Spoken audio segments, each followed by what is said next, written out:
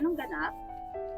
It's Wednesday today and it's clinic time for the face-to-face consultation sa ACE-QC ng mga low carbers.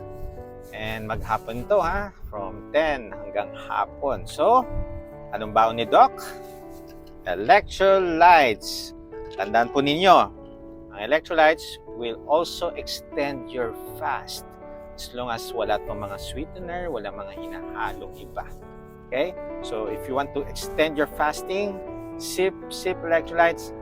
Pagka hindi nakaramdam ng gutom, ma-extend nyo ang fasting nyo. Pero, if uminom kayo ng electrolytes, still may naramdaman kayong gutom, kumain na. Gutom na po yan. So, always listen to your body. Huwag nyong hayaan, pabayaan na may nararamdaman na palang katawan ninyo and you are not doing anything. Okay? You need to adapt, evolve.